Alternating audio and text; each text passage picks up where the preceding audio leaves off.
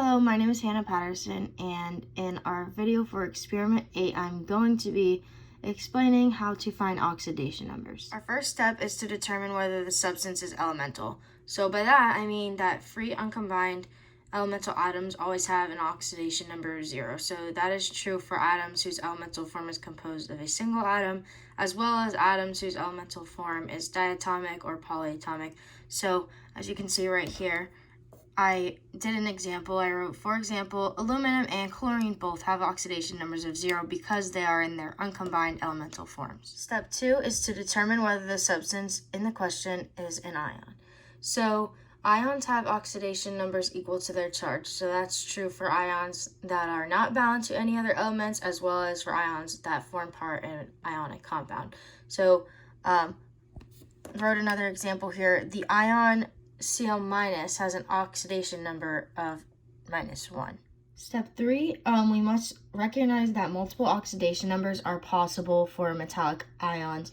So, for example, the compound AlCO3, right here, has an overall charge of 0 because we know that Cl- ions have a charge of -1, and there are 3 Cl- ions in the compound. The Al ion must have a charge of +3 so that the overall charge of ions adds to our 0. Step 4, we must always, or almost always, assign an oxidation number of -2 to oxygen.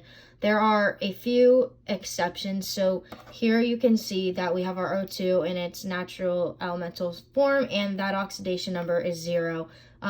If our oxygen is combined to make peroxide, then our oxidation number is -1. And if it is combined to make fluorine, then our oxidation number would be a +2. And these are our exceptions for when our oxidation number of oxygen is not -2. Same thing up here with the oxidation number of hydrogen being +1. We have a few exceptions. So at the top, we can see our hydrogen in its natural elemental form has an oxidation number of 0. H2O water, it is going to have an oxidation number of +1. And NaH, it will have a oxidation number of -1. So in step 6, we must set our oxidation numbers in a compound equal to a compound's charge. So what that means is that the oxidation number of all the atoms in the compound must add up to the charge of that compound. So, for example, if a compound has no charge, then the oxidation number of each its atoms must add to 0. So in this example here, we have Fe2O3, and here is the work of us balancing that out and making it 0 equals 0. Yes, that is true. So our compound is equal, or our compound atoms are equal to the compound. Step 7, find atoms without oxidation number rules. So for this one, for my example, I'm going to be using Na2SO4. We know that the Na has a +1 oxidation number, and our O has -2. We are looking to find S. Our next step, step 8, is to multiply the number of each atom by its oxidation number.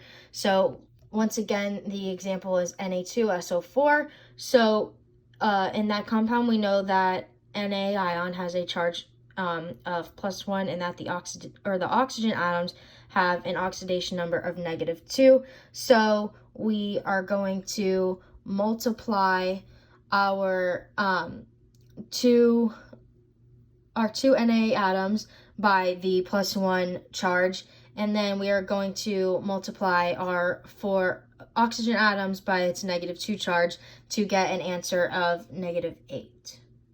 Once we finish that, our last step is to add the results together. So our +2 that we got from our Na, and then our -8 that we got in the previous step for our oxygen, we subtract the 2 from the 8, and we are left with -6.